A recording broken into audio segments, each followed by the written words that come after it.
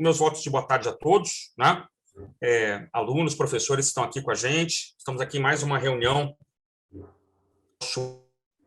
do direito de família,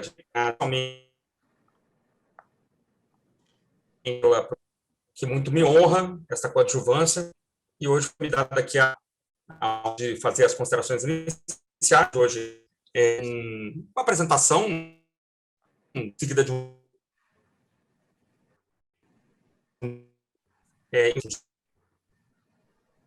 eu vou rapidamente aqui o currículo de ambas, né, um currículo absolutamente resumido, né, que quiser ler dezenas de páginas depois no currículo Lattes, à vontade, dezenas, sem dúvida nenhuma.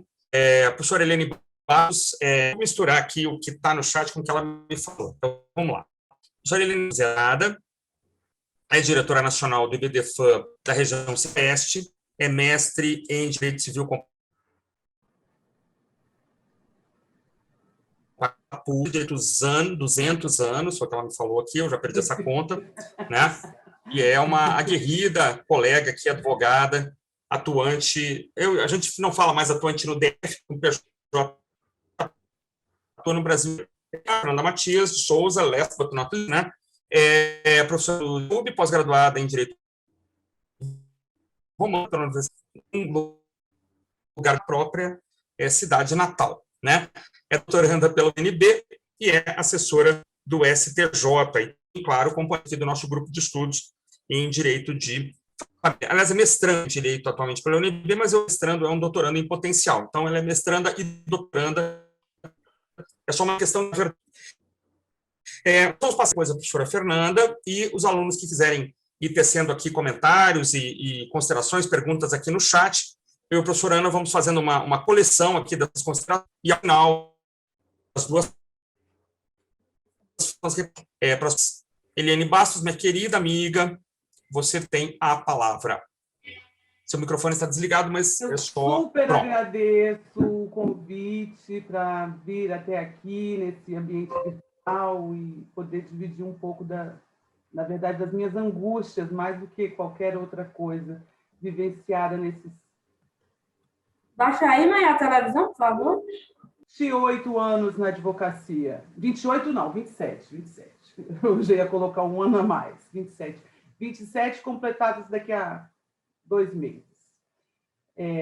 Então, assim, eu fico muito feliz mesmo, porque me senti muito acolhida aqui pela professora Ana, pela professora Fernanda, pelo professor Christian. E desses anos de advocacia, eu tenho que falar do nosso IBDFAM, né, Christian? Que há 23 anos a gente tem esse espaço que é de produção de saberes, de interlocução com outras disciplinas, e a gente acaba que se constitui também em função desse lugar que é do coletivo, que é da diversidade, que é plural, que nós somos mais de 20 mil associados no Brasil, entre advogados, magistrados, promotores e pessoas também profissionais da interdisciplina. Eu acho importante registrar isso, né, Cristian? Eu acho que você deve ser uma pessoa que fala muito do nosso IBDFAM, mas é importante também eu registrar que é muito significativo, é muito simbólico pertencer a esse espaço. Às vezes as pessoas com um ar um pouco pejorativo se refere ao IBDFAM como moderninhos e tudo, mas, na verdade, a gente se reconhece como pessoas profissionais que dão visibilidade às realidades. A gente não cria as realidades elas se apresentam, né? Porque, é claro, a sociedade se transforma e as realidades se apresentam. E é nesse sentido que nós como profissionais, temos que... o direito como um regulador também social, ele também tem que não deixar margem, né? Dar visibilidade àquelas pessoas que precisam de direitos. E aí eu vou só citar um aqui que é bem emblemático, que antes da nossa Constituição Federal é muito importante lembrar que os filhos ainda eram vistos como ilegítimos, se não for nascidos dentro do casamento. Então, essa série de situações que fez com que o sistema normativo se amoldasse, e ele sempre vem a reboque da sociedade, na verdade, faz com que a gente receba essas demandas, nós como profissionais que atuamos nessa área do direito das famílias, do direito sucessório, a gente receba essas demandas e se debruce para dar a direção mais digna, né? E falar sobre o tema de alienação parental é muito importante a gente só fazer uma referência antes, que todo o nosso sistema normativo de proteção à criança e adolescente, ela tem uma razão de ser, né? De dar prioridade absoluta, de verificar o melhor interesse, porque pela condição natural da criança e do adolescente de ser pessoa em desenvolvimento, ela precisa de chegar até a fase adulta com uma autonomia desejada, né? Por isso que se tem uma lei de proteção, é por isso que se determina quem é que está designado para colocar o sistema normativo funcionar, né, na prática. Então, nós temos aí a Constituição Federal, que é de onde emana todos os instrumentos normativos, no seu artigo 227 e 229, e eu peço a licença aqui para ler muito rapidamente, porque é importante a gente lembrar que é dever da família, da sociedade e do Estado assegurar à criança e ao adolescente, ao jovem, com absoluta prioridade, o direito à saúde, à alimentação, à educação, ao lazer, à profissionalização, à cultura, à dignidade, ao respeito, à liberdade e à convivência familiar e comunitária, além de colocá-los a salvo de toda forma de negligência, discriminação, exploração, violência, crueldade e opressão. E é interessante, assim, eu frisei bem a convivência familiar, porque é da convivência familiar, da supressão da convivência familiar que nós vamos falar hoje, que é da alienação parental, né? E aí eu também vou ler aqui o 229, que diz que os pais têm o dever de assistir, criar e educar os filhos menores. E aí os filhos maiores têm o dever de ajudar e amparar os pais da velhice, carência ou enfermidade. Então, nós temos aqui que os pais que têm que criar e educar. Então, eles são os primeiros titulares dessa obrigação, desse dever de auxiliar nesse desenvolvimento, né?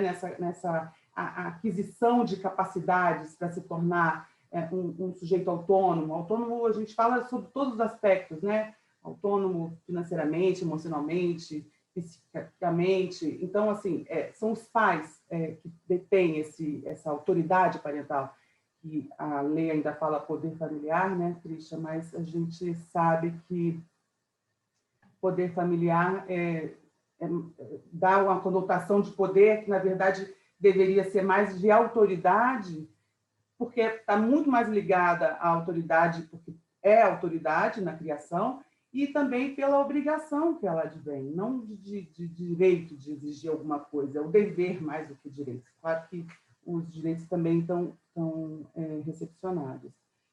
E aí, eu gostaria de fazer uma distinção entre conjugalidade e parentalidade.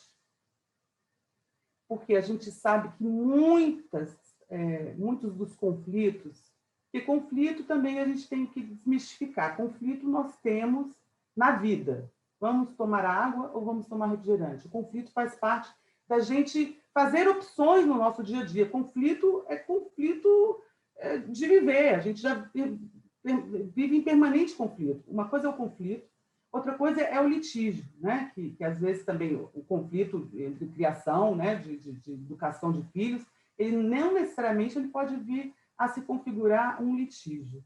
E a gente sabe que os conflitos judiciais, eles, com relação às crianças e os adolescentes, em matéria de alienação parental, estão muito ligados à conjugalidade, às questões mal resolvidas na conjugalidade.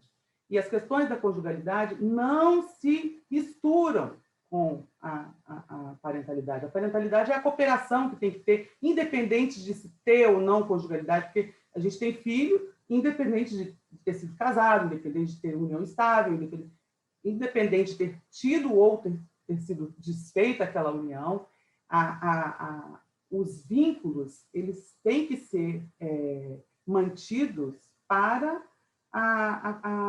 o desenvolvimento daquela criança, daquele adolescente, aquela cooperação,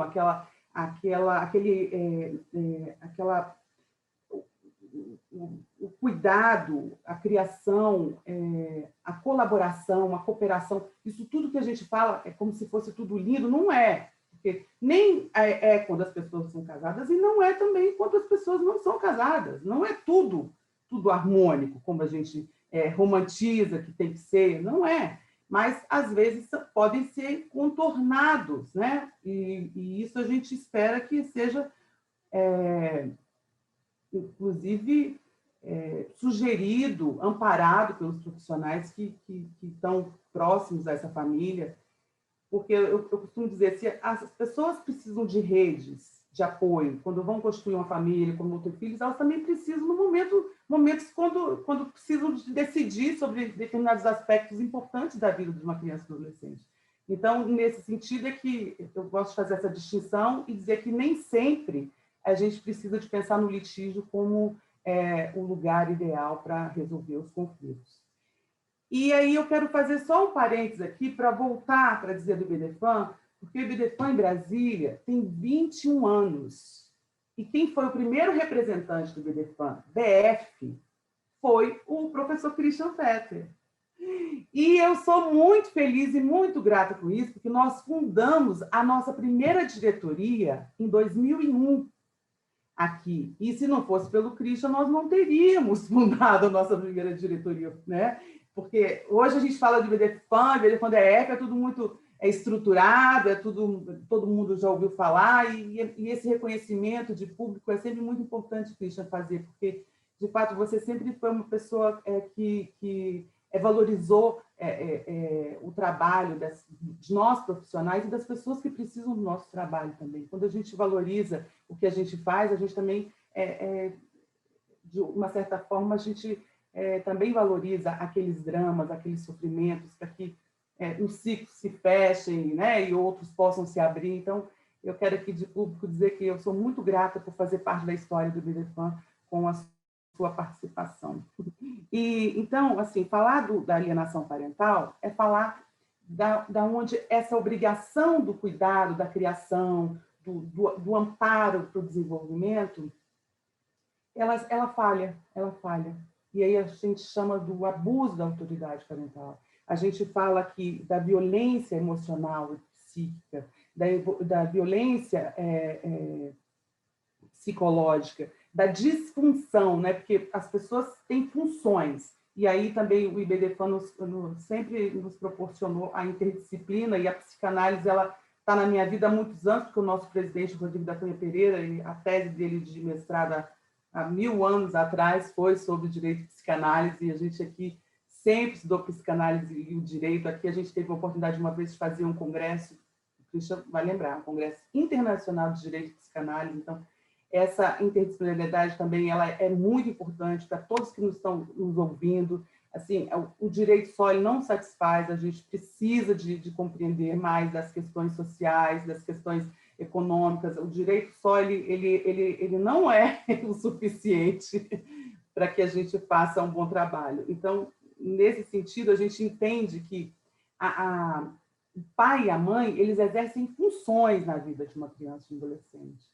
E essas funções elas são dadas, são amparadas pela lei, né? Assim, tem lá a lei, mas quando elas deixam de exercer aquilo que a lei determina, é chamada disfunção, é uma família chamada disfuncional.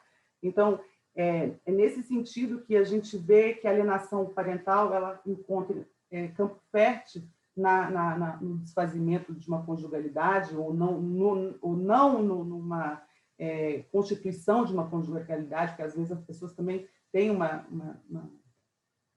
uma intenção de ter aquela conjugalidade e não vem a se concretizar. Isso tudo gera o chamado luto, né? Que a gente sabe que é muito ligado à questão da morte, mas a separação de um casal equivale ao luto da morte. E isso a Elizabeth Ross, que é uma autora, ela coloca muito isso para a gente, das fases do luto, da barganha, da negação, aceitação, revolta.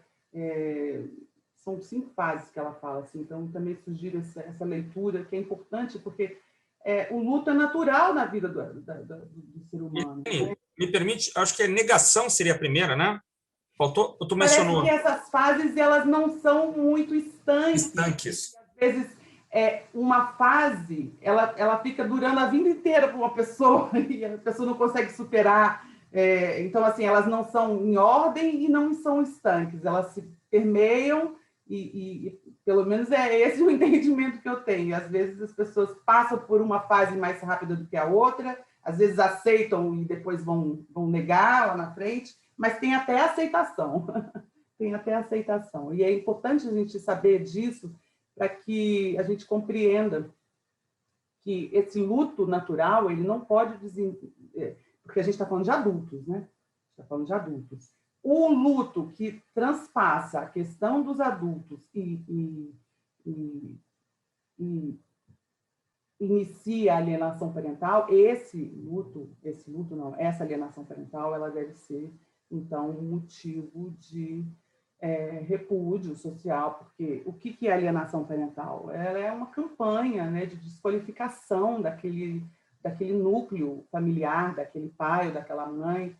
E é muito importante a gente dizer que não só mãe aliena, pai aliena, avô aliena. Então, assim, o que é alienar? É você tirar, suprimir aquela possibilidade de convivência daquela criança e daquele adolescente com aquele referencial que é dela, né? Que é dela, é da criança, é do adolescente.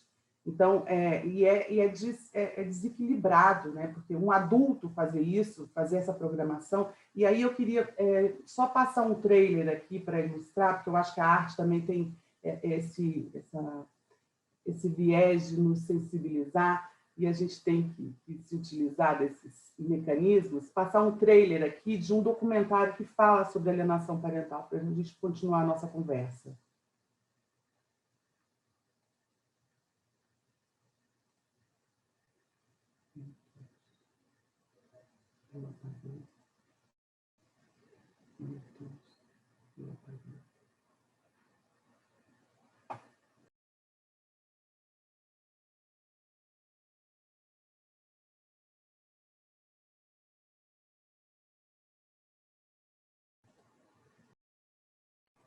Não, infelizmente eu perdi, mas o Christian podia compartilhar com a gente. É um trailer da alienação parental, Christian, eu acho que são 3 segundinhos. É o da morte, a morte inventada, Helene? A morte inventada. Eu pego aqui. Pode seguir falando, eu pego aqui para ti agora. Tá. Só um pouquinho. Então, assim, a gente tem a lei que fala, no seu artigo 2º, considera-se ato de alienação parental a interferência psicológica da criança, do adolescente, promovida ou induzida por um dos genitores, pelos avós ou pelos que tenham a criança ou adolescente sob a sua autoridade, guarda ou vigilância, para que repudie genitor ou que cause prejuízo ao estabelecimento ou à manutenção de vínculos com este. Bom, a gente não fala dos erros de português, não fala das impropriedades, porque genitor é só quem gera, a gente está se referindo só ao material genético, a gente não está falando de pai e mãe, mas está aqui, de uma forma simplificada, que é só com a convivência que é possível de estabelecer vínculos. A Melissa Nancy tem um voto belíssimo que fala que amar é faculdade, cuidar é dever. Então, se cuidar é dever, a pessoa, para cuidar, ela precisa de conviver.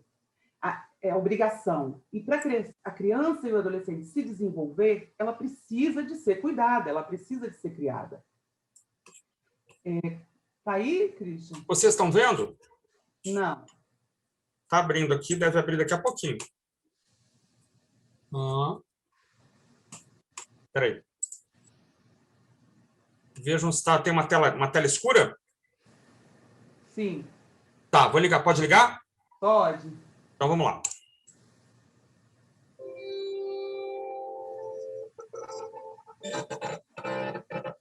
Não tá não, Christian. Oi. Tá, beleza. Tá, deixa eu começar de novo aqui. Não, Ele não, corta não precisa não. Ah, desculpe, vamos lá.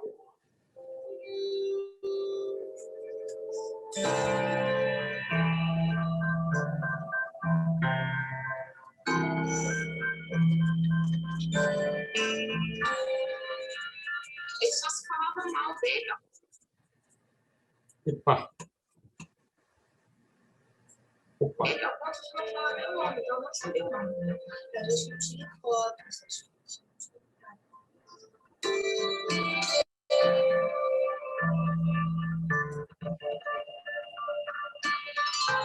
Parecia que tinha uma certa publicidade com a minha mãe. E se eu achasse legal ser era como se eu estivesse traindo minha mãe, sabe? Então, um genitor é fazer alterar a percepção da criança sobre o outro genitor. Né? E em alterando essa percepção, ele faz odiar. Muitos dias dos pais que eu não convivi com eles, aniversários deles que não pude passar com eles. E nem ao menos falar dele. Meu pai ia para lá para a justiça, para tentar buscar a gente, para ver a gente. E minha mãe sempre se escondia em algum lugar. Tinha acontecido mesmo que aquelas histórias todas, né, que ela me contava, o que tinha de verdade? Uma criança ter um pai morto vivo, quer dizer, matar o pai em vida, matar a imagem do pai ou de uma mãe dentro de si em vida, é muito complicado para ela conseguir sobreviver a ele. Depois eu fiquei muitos anos sem ver. E falando esporadicamente para pedir dinheiro mesmo. Eu considero sempre tempo. Porque na hora que você retira um ser querido de uma família, sem nada, sem prova de nada, você já está causando uma penalidade das mais cruéis e desumanas contra aquele genitor, contra aquela família e, principalmente, contra aquela criança que não tinha condições de se defender. Nem defender o seu pai ou sua mãe, dependendo do caso.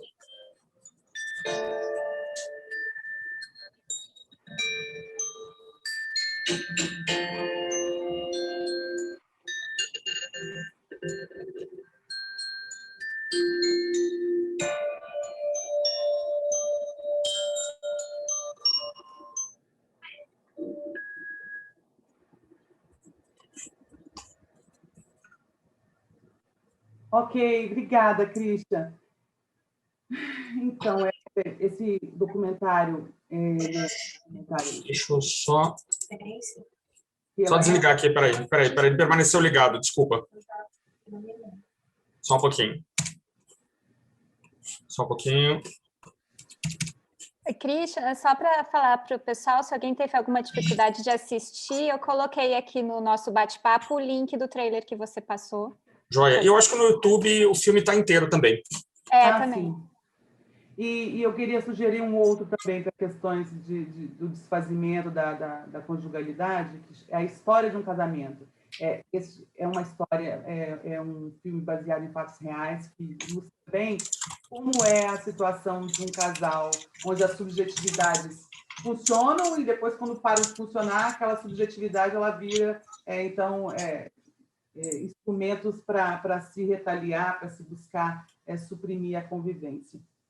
Mas esse documentário da morte inventada, ele não é muito novo, mas a gente também escutou só depoimentos falando da mãe alienadora, e a gente tem que tomar muito cuidado com relação a isso, porque, na verdade, a lei está sendo muito questionada, a lei da alienação parental, que é de 2010, justamente pela aplicação dela, que tem se mostrado um pouco como mais um mecanismo de violência contra mulheres. Então, a gente tem que tomar muito cuidado também com relação a isso, porque não só existe mães alienadoras, existem pais, existem avós. Então, assim, a alienação não é uma questão de gênero, é porque os arquétipos, né, os estereótipos de que a mulher ela é a mais dominadora, a mãe é dominadora, o pai é aquele que abandona, isso tudo só serve para que o problema da criança, o problema de estar,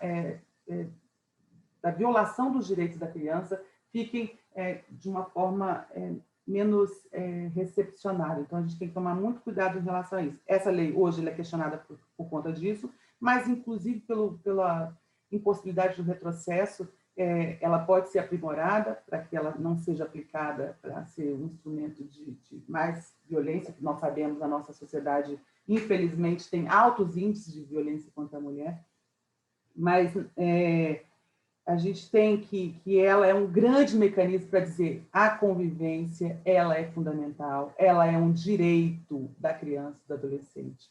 E ela exemplifica situações de alienação parental, né? O Leandro Carnal, um historiador muito competente, ele fala tem um livrinho bom sobre detração. O maldizer, ele é muito conhecido e faz parte da humanidade, né? O maldizer. Mas, nesse caso, o maldizer para querer programar uma criança que está ali como uma esponja, né? Receptiva a toda a espécie de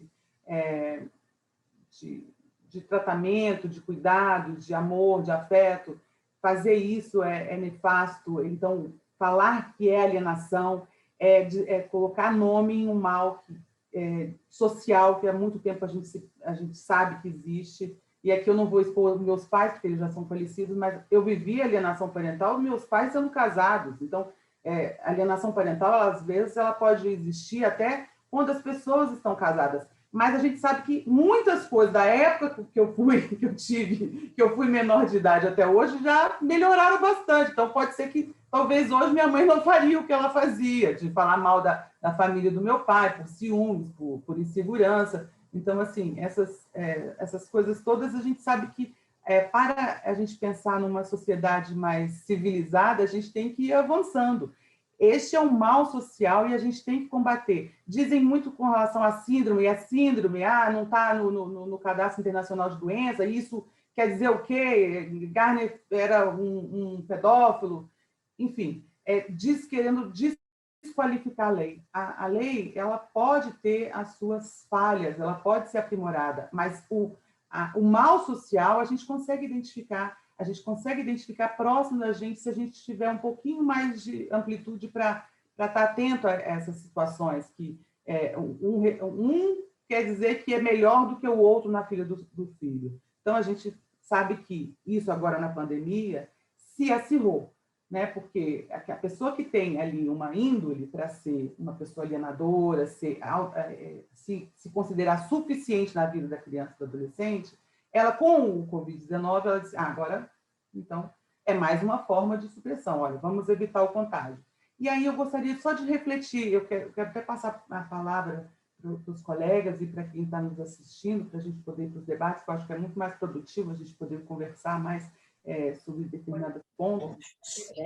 Mas é interessante pensar, refletir.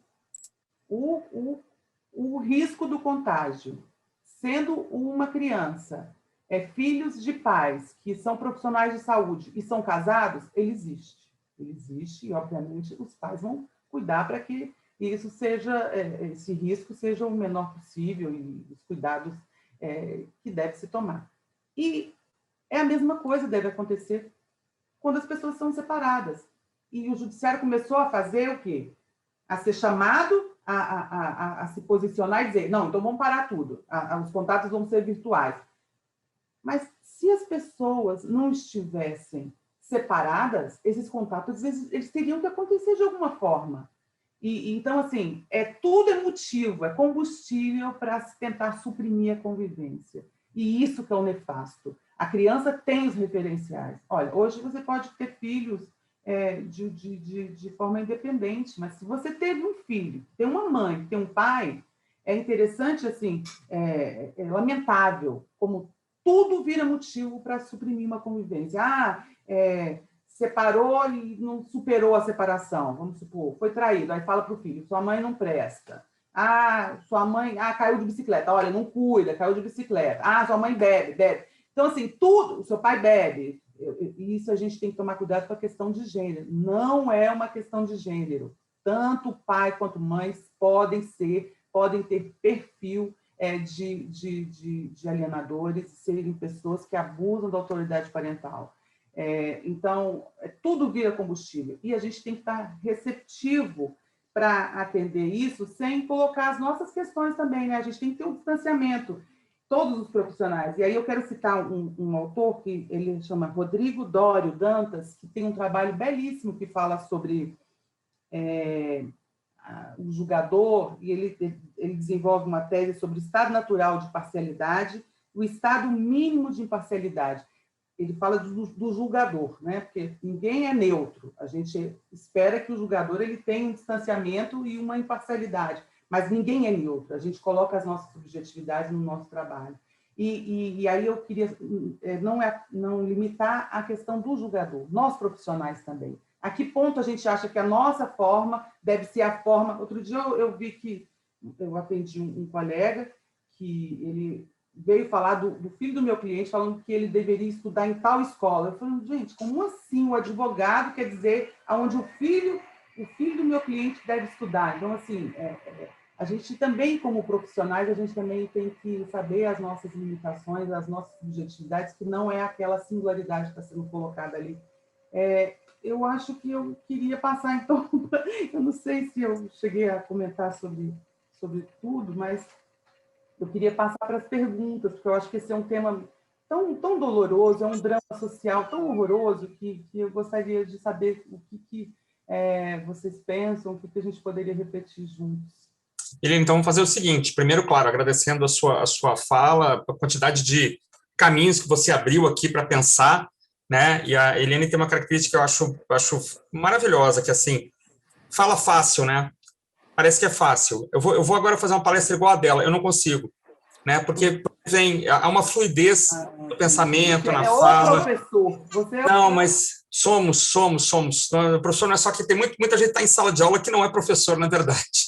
Então, eu acho bonita demais a fluidez, assim. Eu agradeço também imensamente a menção que foi feita aos nossos primeiros passos aqui lá em 99, 2000, 2001, que fizeram a gente chegar até aqui, com a colaboração de dezenas de pessoas envolvidas aqui no IBD-FADF, né? Mas aquela V0 a gente não esquece jamais, né? Aqueles primeiros passinhos a gente não tem como esquecer. Eu vou passar para a professora Fernanda Matias, então, e aí depois a gente já está anotando aqui algumas perguntas, algumas participações, a Denise já fez uma pergunta aqui, eu tenho também minhas angústias, e aí depois a gente abre os debates, então. Tá bom, Eliane? Obrigado, fique aqui, não se mexa. Vamos ouvir a professora Fernanda Matias agora. Fernanda, por favor. Primeiro, não é, professor Cristian, professora Ana Paula, eu não poderia deixar de externar minha alegria, porque ouvir a professora Eliane é realmente um bálsamo nesse período, não é? Ela tem a sabedoria das pessoas experientes, fala realmente de forma acolhedora, e eu agradeço imensamente a oportunidade de estar aqui, não é, hoje nesse grupo, para poder também tecer rápidas considerações. Eu vou colocar o meu cronômetro, espero não cansá-los, eu vou falar no máximo 15 minutos para a gente poder abrir os debates, se é que não menos. Eu queria dizer que, antes de mais nada, a professora Eliane colocou de forma brilhante, né, essa questão de não se confundir parentalidade com conjugalidade, né? E isso é muito interessante, porque quando se confunde, esses dois, digamos, critérios se confundem, muitas vezes as partes elas acabam indo buscar uma resposta de um terceiro. Quem é o terceiro? O Estado. E quando você terceiriza, você delega, você tem que aceitar as soluções, né? O Estado juiz, ele nem sempre tem todo o aparato para resolver, como bem colocou a professora Eliane, todos esses conflitos, que são conflitos muitas vezes psicossociais, ligados à parte também de uma vivência transgeracionais, aquele problema vem de outras gerações, não é?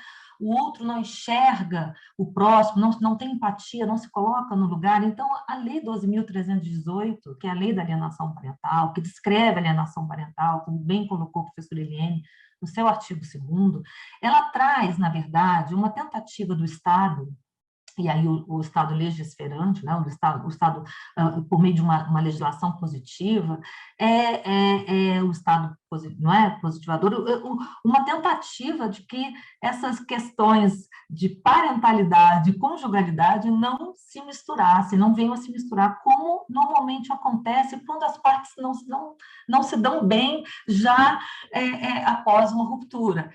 Porque se elas se dessem bem, não seria necessária essa discussão, né? Há quem diga até que nessas questões é possível se utilizar da mediação.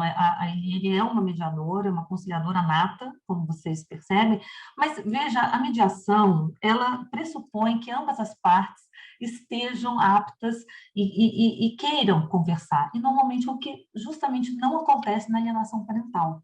A questão da alienação parental ela é muito séria, porque ela tangencia uma situação limítrofe. Saber a verdade do caso é extremamente complexo. Eu vejo que por mais a lei ela traz algumas condutas, não é, de um rol exemplificativo de certo que basta ler no artigo 2º, no parágrafo único, mas a clássica denúncia que se faz ao outro cônjuge, seja por parte da cônjuge, do cônjuge virado ou varão, não é que há uma situação de abuso sexual, né? E o abuso sexual, ele de fato, ele é de difícil aferição. Os profissionais que lidam com abuso sexual, normalmente são profissionais, digamos, com ampla experiência, porque se não for assim, pode-se cometer uma grande injustiça, né? Os tribunais, eles são amparados normalmente por assistentes sociais e por psicólogos. Há psicólogos conhecidos, eu salvo engano nesse documentário da Morte Inventada, se é que eu não pode ser que eu esteja enganada, mas tem uma psicóloga do Rio, Glícia, que é muito preparada e fala muito bem sobre alienação parental. Veja, normalmente esse corpo que pode ser, digamos, formado por assistentes sociais, que normalmente é a análise psicossocial, a biopsicossocial, quando se traz um médico para essa análise por meio de uma análise pericial, não é? Porque é necessário fazer prova.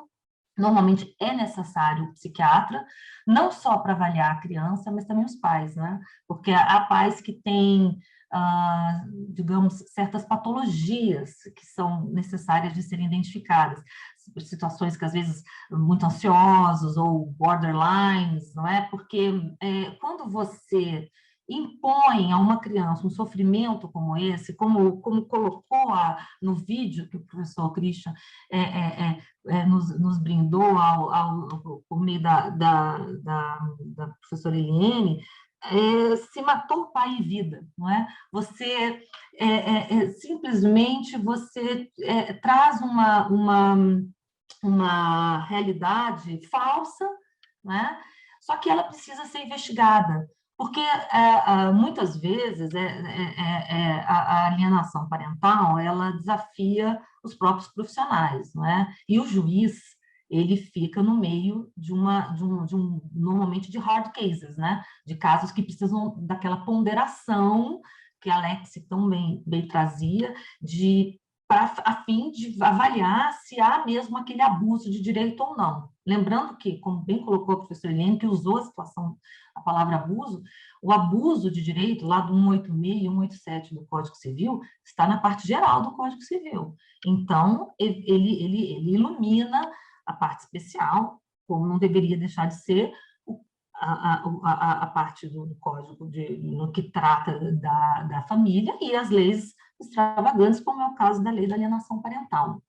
Essa interferência na formação psicológica de uma criança pode acontecer, como bem falou a professora Eliane, por meio não apenas do pai e da mãe, mas de avós, de outros parentes. Isso acontece, não é? Na tentativa de, digamos,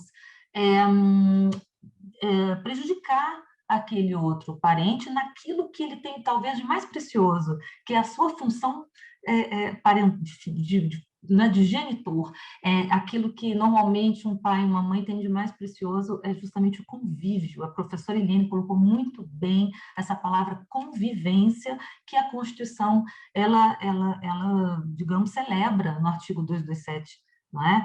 Nos artigos que a professora lembrou, 229, 226, quer dizer, o Estado, ele é convidado a tratar do direito de família, não é? Mas e não é uma, digamos, o direito de família, apesar do casuísmo, ele não é uma, é sempre necessário analisar o caso concreto para se fazer a justiça do caso concreto, ele não é uma panaceia, ele tem regras, não é?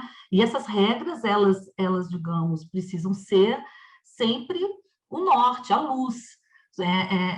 Porém, é bem verdade, o que a professora Eliane falou, é muito importante, é que essa alienação parental sempre existiu.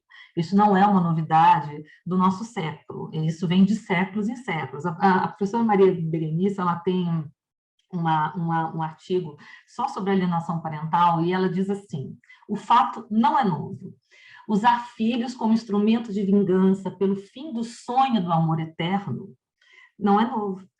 Quando da ruptura da vida conjugal, se um dos cônjuges não consegue elaborar adequadamente o luto da separação, o sentimento de rejeição ou a raiva pela traição surge em um enorme desejo de vingança.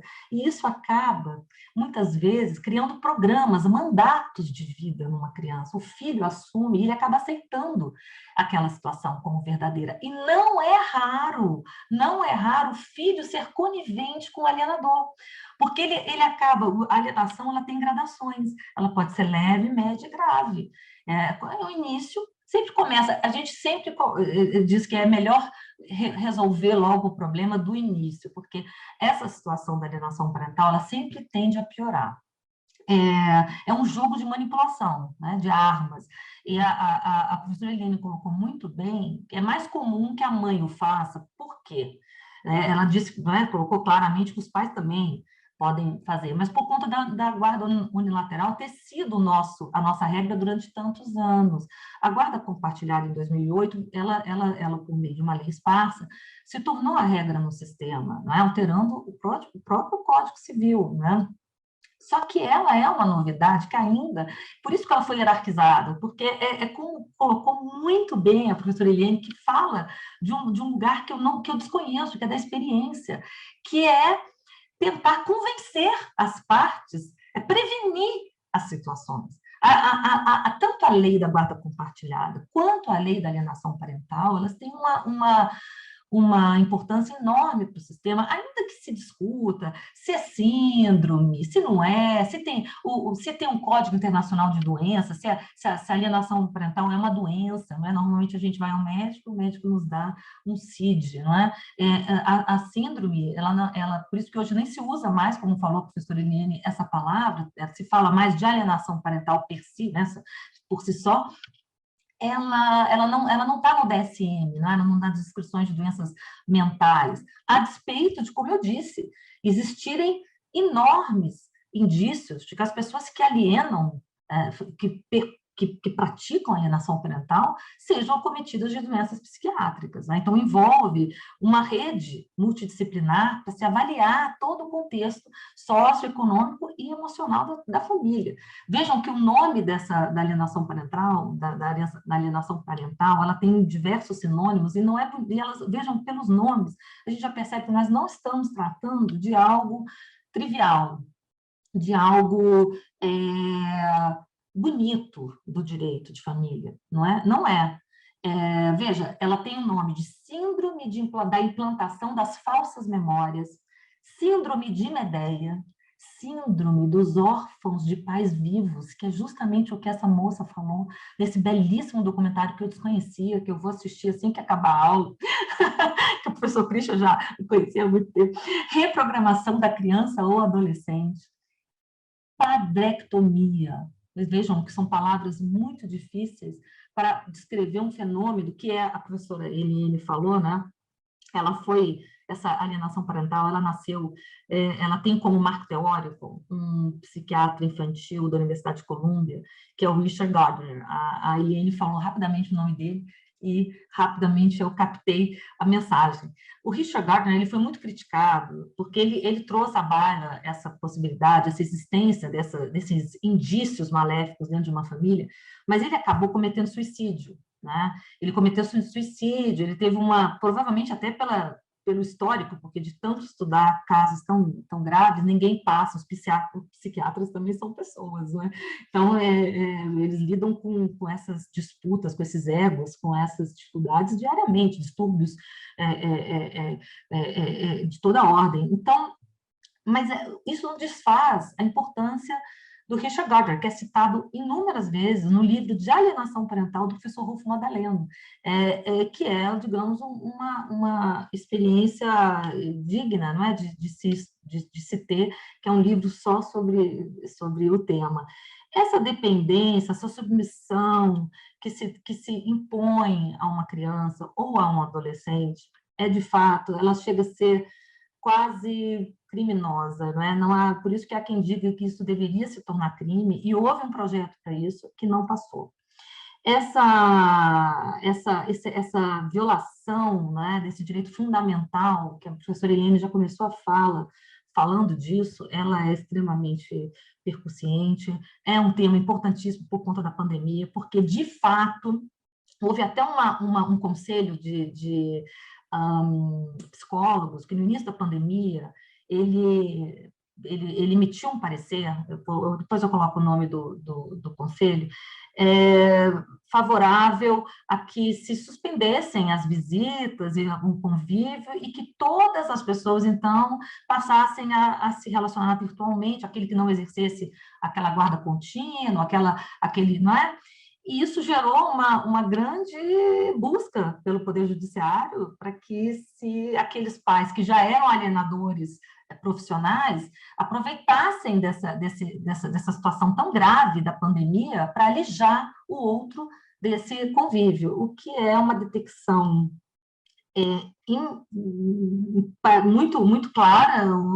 A doutrina traz alguns casos e os julgadores, em alguns momentos, embarcaram nessa situação. A Helene trouxe um caso interessantíssimo. Os pais, se forem médicos, se forem profissionais, nem todos podemos ficar em casa, não ter trabalho.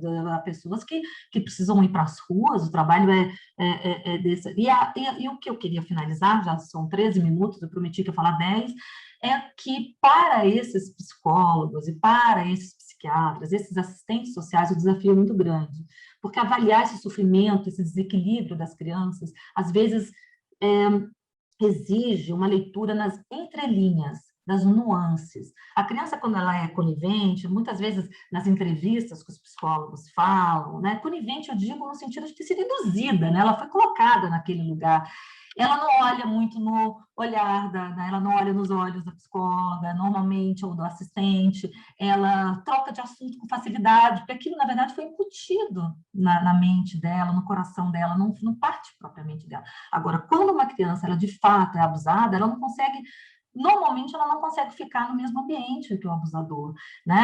Ela treme, ela tem um olhar muito mais assustado, e essa leitura é que deve ser feita para que o sistema não se retroalimente, para que as pessoas não busquem o judiciário, porque esses processos, o tempo é o senhor da razão nesses processos. Se eles demorarem muito, a criança cresce, vira adolescente, e aí aquela alienação que era leve passa a ser grave num terceiro estágio, e é isso que deve ser evitado. E por isso a tramitação desses casos deve ser prioritária. O magistrado pode, inclusive, de ofício, decretar essa alienação parental incidentalmente e deve dar toda a prioridade ao coletivo do Ministério Público nesses casos. Eu fecho aqui a minha participação, agradeço, e agora queríamos ouvir a Conanda, exatamente, Conanda, foi a recomendação Conanda de 25 de março, eu lembro que foi até o aniversário do meu pai, e eu, ao pesquisar, encontrei isso, e me chamou muita atenção, professora Ana, essa recomendação, porque não que a gente desconheça, a gente não desconhece a importância desse conselho, mas só para finalizar, eu queria dizer que é possível uma coisa muito grave, que é a autoalienação, sabe? É uma questão gravíssima que acontece assim. A criança vem, porque a gente trabalha muito com os exemplos de gente de família, né? A criança vem em casa, está na casa do outro pai, e ele fala assim para a filha, né? E fala para a companheira, olha, essa aqui é tua nova mãe, essa aqui é tua nova casa.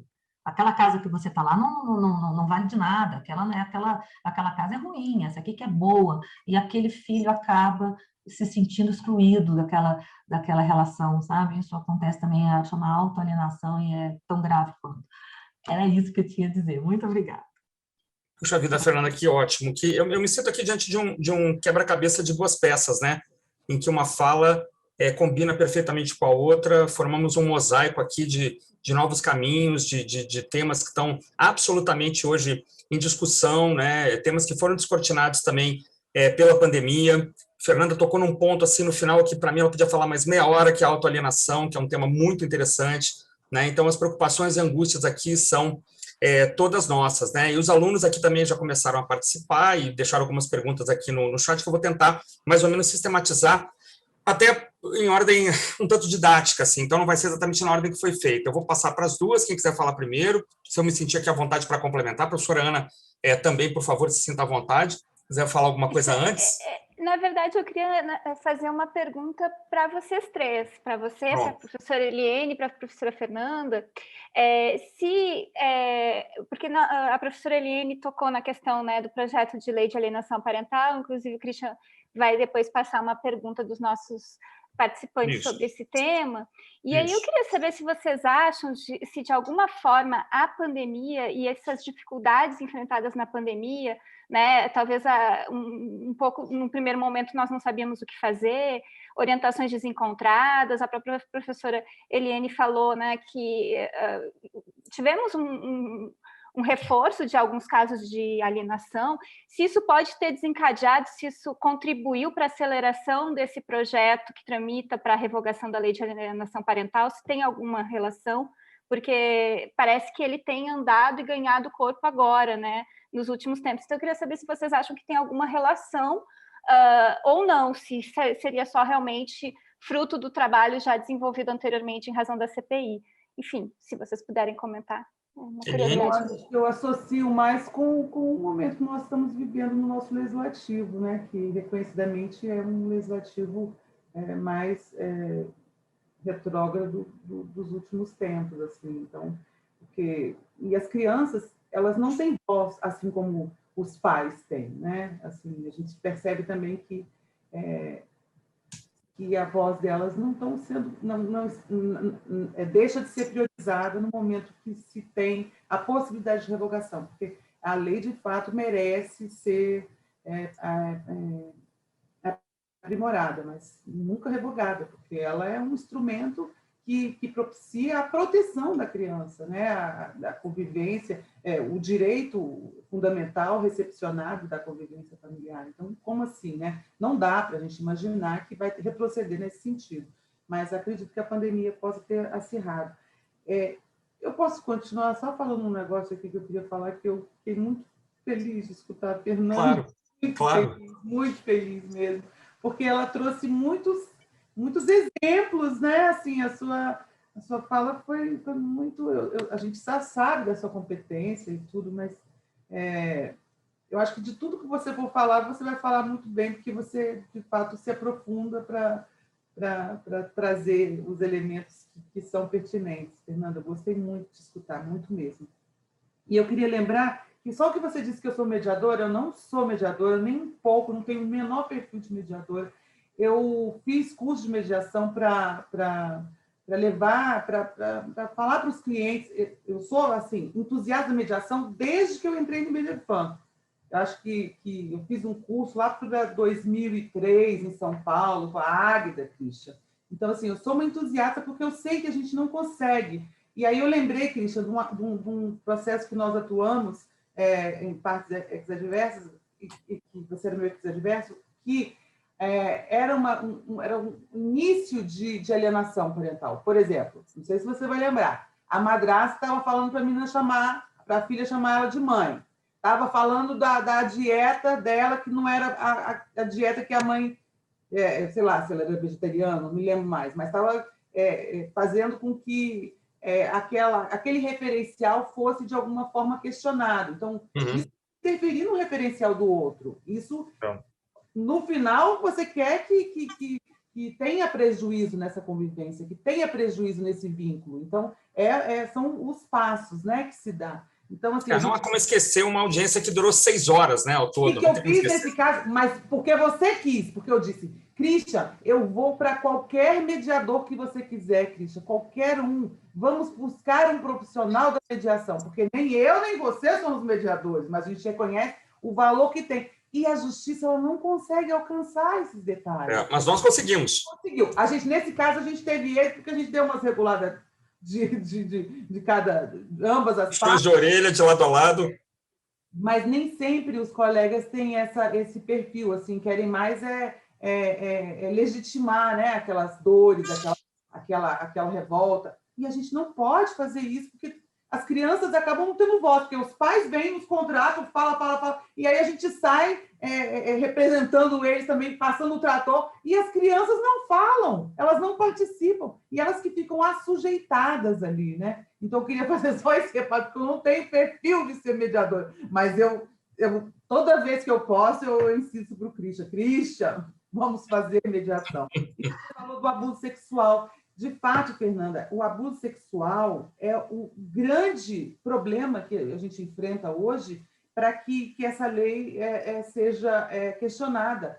Porque o abuso, como você bem lembrou, de uma forma muito cirúrgica, ele é difícil de comprovação. Não é o fato de que foi comprovado que ele não teve. Não é porque uma mãe falou que foi abusada que ela está alienando. Então, utilizar a lei da alienação parental para questões que envolvem violência sexual é mais nefasto ainda. Então, a gente sabe das imperfeições da aplicação, porque a gente sabe das estruturas que são reconhecidamente misóginas, machistas. Então, para utilizar a lei como mecanismo, como instrumento contra mãe, é muito fácil. Por quê? Como você bem lembrou, elas que detêm, na sua grande maioria, a guarda unilateral, que aos poucos está sendo alterada para a guarda compartilhada. Mas ela tem esse estereótipo de ser dominadora, assim como os pais, tanto é que os pais como pessoas que abandonam. E isso a gente tem registros, tem uma socióloga, a Ana Liese, da UNB, que ela fez um registro muito bonito, um livro belíssimo que fala Em Nome do Pai, meio que lembrando a obra do Lacan, que diz quantos registros são feitos sem o nome do pai no Brasil. Então, essa é uma realidade ainda. Filho tem que ter pai, e cadê esse pai? Né? Então, assim, a gente sabe que a irresponsabilidade de não assumir uma paternidade, ela ainda está na nossa cultura, está na nossa sociedade. Então, assim como... Então, a gente tem que tomar muito cuidado com esses estereótipos, porque não é todo pai que abandona, não é toda mãe que aliena. Eu queria falar uma coisa, a professora Helene, porque é muito interessante cuidar com esses estereótipos e saber o país que nós estamos. Por exemplo, o Brasil é o único país que tem uma lei de alienação parental. Por quê?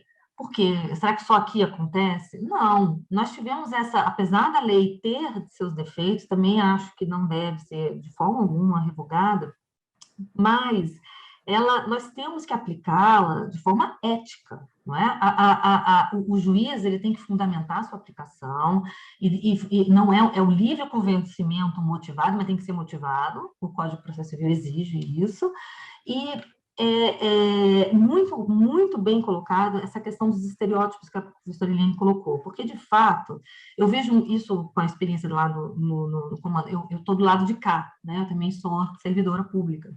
Então, eu não estou no front, que a gente fala que é o front da guerra, né? Que somos advogados que têm esse contato com o cliente, que levam essas histórias normalmente para casa. É difícil ter essa dissociação, porque são casos normalmente pesados, muito, muito complexos, que exigem... O próprio profissional, às vezes, tem suas dúvidas se aquele pai, que aquela história é verídica ou não, se ele é o alienador ou não é, e é difícil, porque o advogado acaba, muitas vezes, tendo até que abdicar da causa, porque ele se vê, às vezes, traído, ele mesmo tem dúvidas. Então, por isso que, na verdade, a justificativa, esses processos devem ser feitos devem ser julgados de forma rápida, célere. Os laudos são feitos pela lei em 90 dias, os laudos, o juiz precisa se respaldar, né, em laudos, e com a ajuda dos advogados, digamos, com ônus argumentativo, com a responsabilidade do ônus argumentativo, para trazer, digamos, a verdade também, a verdade mais próxima da verdade, porque não existe uma verdade única, se houvesse, não haveria litígio. E eu queria só fazer uma homenagem aqui, acho que a professora Eliane vai respaldar, junto com o professor Christian e a professora Ana Paula. Eu assisti vi nessa pesquisa que eu fiz para a aula de hoje, um artigo do desembargador decano, lá do Tribunal de Justiça de Pernambuco, que é o professor Jones Figueiredo Alves, que é ele escreveu um livro sobre, escreveu um artigo sobre esse contexto da família ética, sabe? Ele explica que a expressão família ética, ela foi construída pelo economista britânico Paul Collier, da Universidade de Oxford. E segundo o qual haveria segundo a fórmula de um vínculo não apenas afetivo, mas de obrigações mútuas, com potenciais de reciprocidade, de pertencimento, um sistema de crenças de responsabilidade. Ele toca, esse desembargador, que é um desembargador extremamente interessante, ele é um senhor, como ele é o decano, e ele fala de coisas moderníssimas. Eu assisti uma palestra dele sobre herança digital, fantástico, sabe? Ele é de BD fã. Máximo, eu achei ele o máximo, ele é de BD fã, só podia ser, porque ele é realmente, assim, quando eu vi, eu falei, esse senhor vai falar sobre herança digital? Vai! E ele deu uma aula.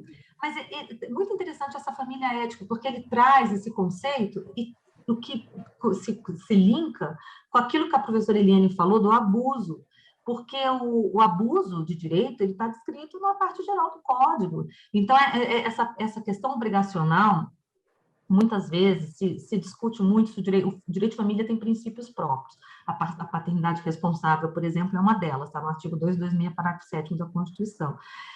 Muitas vezes se discute se os princípios obrigacionais, eles tangenciam ou devem refletir em algum momento o direito de família. Quando se trata de questões patrimoniais, isso é mais fácil de se aplicar um princípio obrigacional. Quando se trata dessas questões existenciais, que tratam mais do âmago do ser e tudo, já é mais difícil identificar. Mas a paternidade responsável, ela está na própria Constituição. Então, essa ética, ela tem... O problema é que a professora Eliane, o professor Christian devem viver na prática, é a coercibilidade, muitas vezes, dessas decisões judiciais, né? Muitas vezes é difícil que as pessoas respeitem, as pessoas vão aproveitando do jeitinho brasileiro e da morosidade da justiça e da quantidade de recursos que podem ser protocolados e se valendo desses artifícios para poder justamente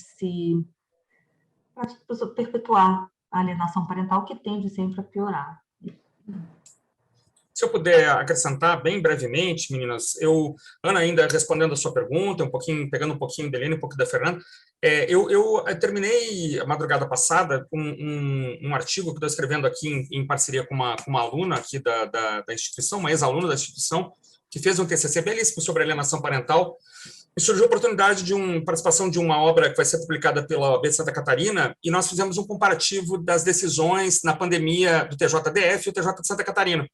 Então, saímos buscando, porque a pandemia trouxe temáticas novas, né? Termos que a gente nunca tinha considerado, como grupo de risco, linha de frente, vacinação, não vacinação, tempo da primeira dose para a segunda, uma série de temas que a pandemia trouxe, né?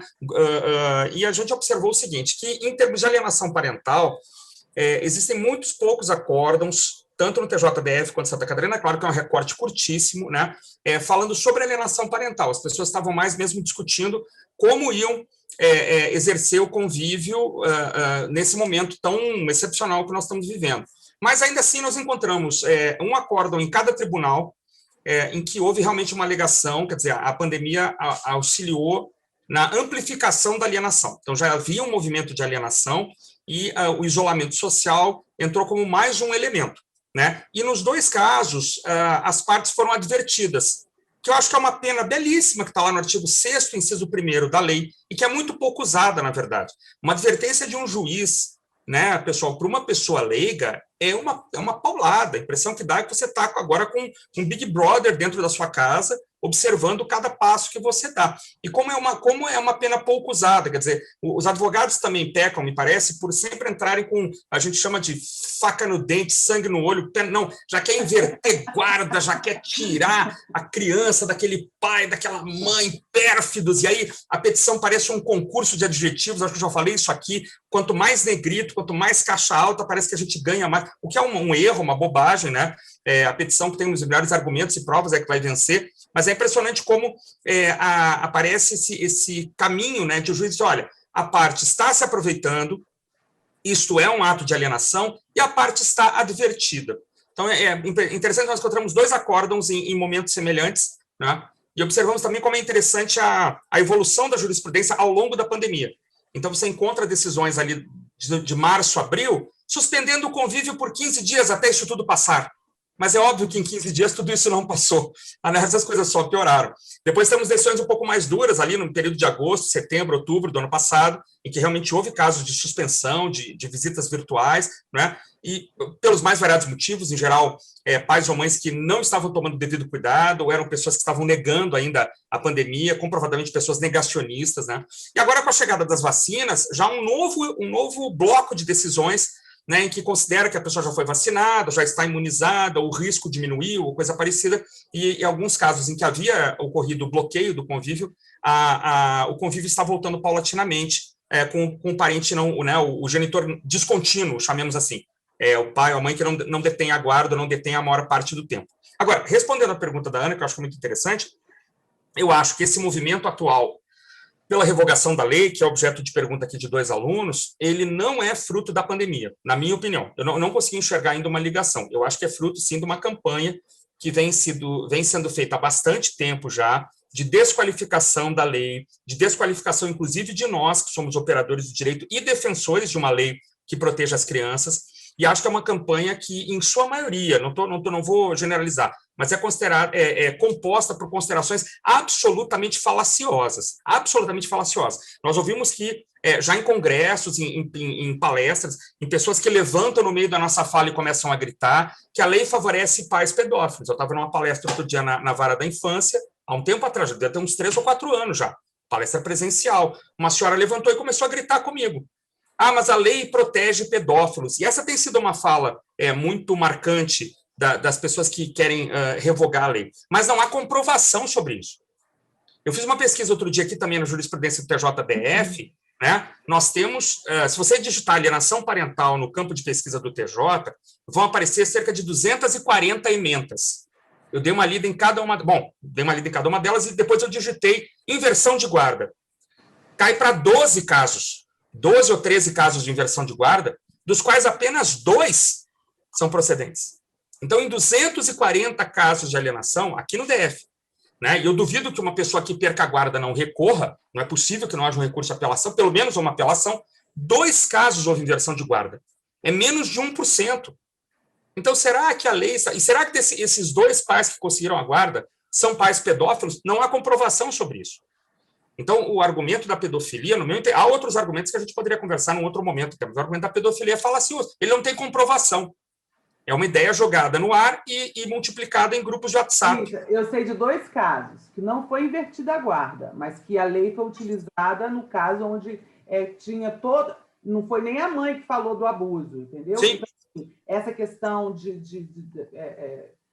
da estrutura machista, ela também serve para fazer com que a lei seja vista como um instrumento de prática de mais violência contra a mulher. Sim, sim, sim. Para que, ela, no momento que ela tenha alguma suspeita, ela não pode nem falar, porque senão ela está sendo alienadora. Então, ela tem que ser aprimorada nesse sentido. Mas eu queria falar para você que um dos argumentos que se é utilizado contra a lei, que a Fernanda lembrou, assim, será que outros países têm... isso sempre... que é só o Brasil que tem a lei da alienação. É uma jabuticaba, seria uma jabuticaba.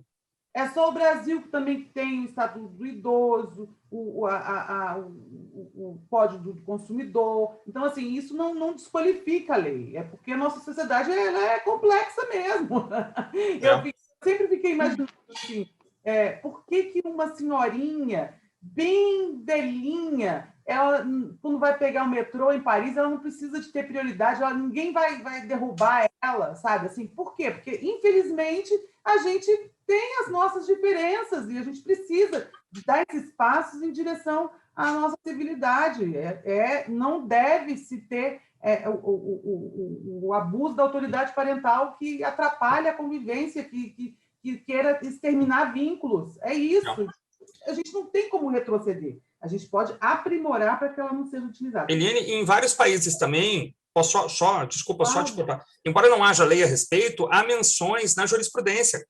Então, existem julgados na Itália que fala que houve prática de alienazione parentale. Existem recomendações no equivalente ao que seria aqui o Ministério Público na Inglaterra de crianças e adolescentes, né?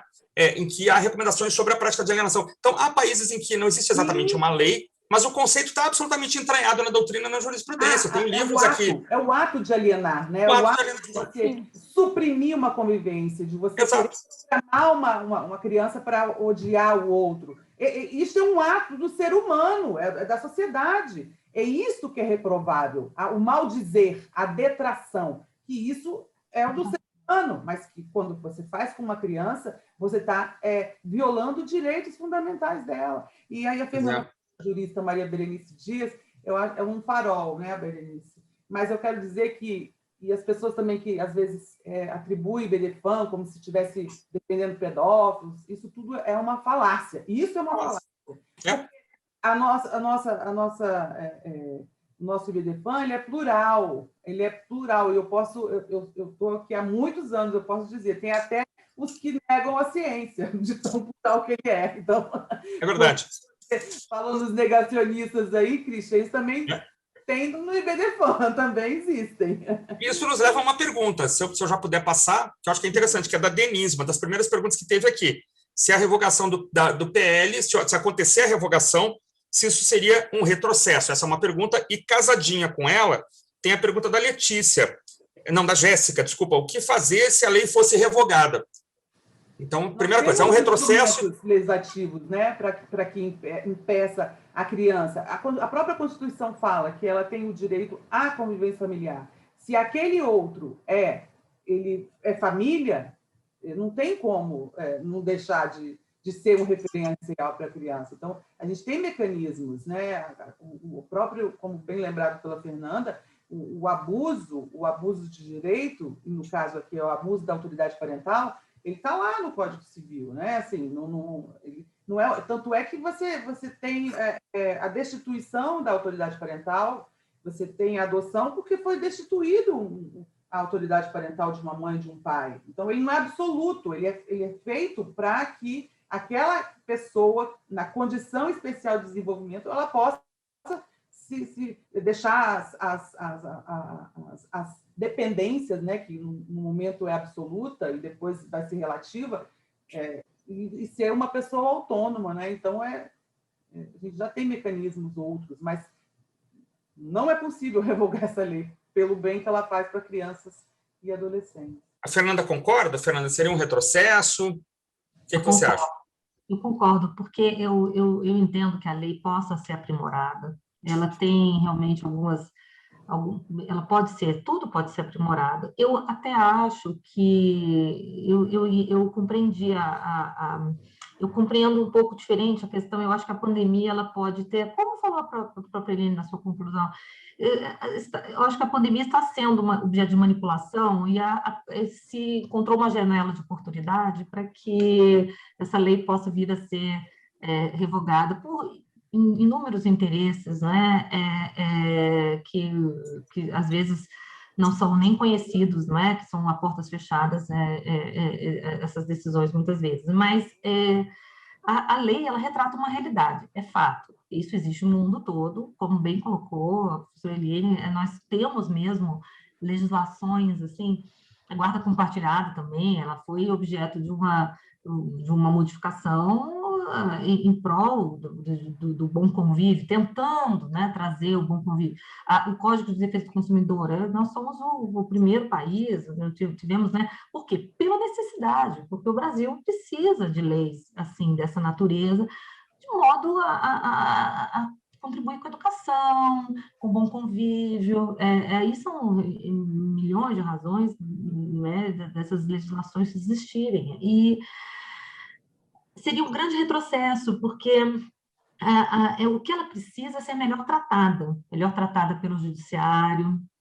Essas interpretações exageradas, às vezes a pandemia ela trouxe, a professora Ana falou para mim muito bem dessa questão, professor Christian, que foi, num primeiro momento a gente não sabia o que fazer na pandemia. Então, os próprios magistrados vejam que essas decisões mais assim assodadas, elas se deram nesse começo. Agora, veja, no próprio STJ eu fiz uma pesquisa, encontrei um caso mais meritório, apesar de não ser totalmente um leading, digamos, seria o leading case, porque os outros seriam tratariam mais de questões fáticas ou processuais, se cabe agravo de instrumento, apelação, da alienação quando incidental por ação autônoma, coisas do gênero. Ou ficaram na súmula 7, mas que é quando não se adentra o mérito por conta de questões fáticas que o tribunal está obstado, né, a tratar. Mas, assim, o retrocesso seria muito grande, porque ela tem que ser melhor cuidada. Ela é uma lei que trata desse tema importantíssimo e ela tangencia essa realidade, muitas vezes fática, muitas vezes, né, fantasiosa, e identificar a fantasia, o que é fantasia e realidade, é o papel do investigador, é o papel de toda essa equipe multidisciplinar, dos advogados que devem agir pelo Código de Ética, pelo seu estatuto, de forma a também contribuir para a sociedade. Afinal, o advogado ele é essencial à administração da justiça. Então, o Ministério Público tem que ser proativo, ele não pode ser um Ministério Público acuado, e o juiz ele precisa estar bem assessorado. As assessorias precisam, porque o problema é sistêmico, né? Muitas vezes essa ala, não é? Esse corpo de psicólogos, assistentes sociais, os tribunais, não estão tão com tantos aparatos. Isso é um problema que precisa ser resolvido, e isso vale para inúmeras outras questões também, né, de direito de família. Então, essa, digamos, é muito cara à sociedade. Eu tenho a impressão que essa lei, o que a gente precisa é educar a sociedade para que ela não seja tão infantilizada, de modo a entregar tudo para o Estado, o juiz, porque essa infantilização é típica do brasileiro, desculpem, mas é fato. Nós não temos essa cultura da mediação, da arbitragem, essas questões de família, algumas delas, elas nem sempre são objeto de mediação pela própria razão de ser da mediação. Uma solução que poderia falar é da mediação online, né, para tentar esse contato das pessoas via ODR, né, as Online Dispute Resolutions, que estão muito em moda, para tentar evitar, às vezes, com reuniões síncronas e assíncronas, de repente, para que as pessoas mediadas com psicólogos. Mas vejam, que nós temos os psicólogos estatais, né, os oficiais, e os psicólogos contratados. Outra coisa que é importantíssima é que, muitas vezes, os psicólogos contratados também se afeiçoam à alienação, quer dizer, eles são contratados, é um nicho muito grande. Então, eles também são regidos por um código de ética, um código de ética muito rígido do Conselho Federal de Psicologia. Então, a gente também tem que procurar psicólogos que são experientes, que são preparados, que discutem em grupos de pesquisa como o nosso, para que isso não fique à mercê, né, dos ânimos e das convicções pessoais e do interesse econômico, né, porque não deixa de ser um nicho também, né? Se prolongar tratamentos infinitos, isso gera um desgaste enorme para a família, para ambas as partes, e para a criança, claro, que está no meio disso tudo, sendo entrevistado por milhões de pessoas. Então, se as pessoas tivessem mais consciência de não trazerem tudo para o judiciário, principalmente questões e tentarem resolver nos consultórios dos terapeutas essa perda, essas dores, né? Quando não, eventualmente, são acometidos de doenças psiquiátricas mais graves. Eu até anotei essas doenças, são doenças... essas doenças podem ser... Eu falei do borderline, mas, olha, veja, eu tinha até feito uma pesquisa, porque são várias, né? São várias, além do psicopata, né? Que pode ele está solto, né? Aquele livro Mentes Perigosas, né? Daquela psiquiatra famosa, a Beatriz, fala muito, mas veja, pode ser o transtorno de personalidade paranoide, a pessoa inventa na cabeça dela e convence a criança daquela paranoia, transtorno psicótico compartilhado, transtorno da personalidade limítrofe, borderline, essa é muito conhecida, né? A pessoa tem de altos e baixos, transtorno da personalidade antissocial, transtorno... Narcísica também, né, Fernanda? Narcisista. Esse é muito sério, né, Christian? As pessoas não... Tu conhece o caso do... Tem aquela história do rapaz que estava separando da moça e ele tinha transtorno de personalidade narcisista. E ele fala para a moça, você nunca mais vai arrumar alguém como eu. Ela falou, isso, é exatamente isso que eu quero. Nunca mais arrumar alguém como você. Você acertou. Nossa, maravilhoso. Olha, vou anotar essa... Excelente. A pessoa se acha o grande ideal de... Né? A beleza. Você vai se arrepender. Vai se arrepender, nunca vai encontrar uma pessoa tão maravilhosa como... Quando o plano é exatamente esse, né? Não encontrar mesmo, nunca mais. Mas, Christian, eu acho que esses comentários recentes da professora Fernanda nos traz para a próxima pergunta do nosso bate-papo, né? Sim. Relacionada a como provar essas questões, professora Eliane, no Poder Judiciário, quais seriam os aspectos objetivos e subjetivos da alienação e como, enfim, eu fiquei aqui, vocês me permitem, imaginando como é que é essa audiência entre a senhora, a professora Eliane e o professor Christian. Eu queria estar lá para assistir 6 horas. Quem vence é o direito, viu, Ana? Quem vence é o direito. Deve ser um show, deve ser um show. Mas, enfim, vocês, né, que têm tanta prática em advocacia e tanta participação no IBDFAN, enfim, acho que a pergunta é nesse sentido, né, Christian? Como provar, como trazer essas questões de prova da alienação? Isso é a pergunta do Álvaro, né, que é completada, inclusive, pela pergunta da Ingrid, sobre a escuta especializada como uma ferramenta também para comprovar a alienação. O que vocês acham, Eliane, Fernanda, a questão do elemento de prova? Falou, né? O juiz ele precisa de ser assessorado, né? Ele não tem a capacidade técnica. Alguns atos de alienação parental, eles não precisam, né, de comprovação pela equipe biopsicossocial, multidisciplinar, porque, por exemplo, quando a pessoa muda de domicílio sem dar o endereço, olha, mudou uma vez, mudou outra, e tudo você consegue comprovar por mensagens, por declarações de pessoas próximas, né, daquela família, daqueles núcleos. Então, tem determinadas situações que não são necessárias, pelo menos, como bem lembrado pelo professor Christian, até por uma advertência mínima, né? Então, assim, se a criança também, no ato de alienar, ela é vítima de uma violência física, para que... Eu tenho um caso agora recente, assim,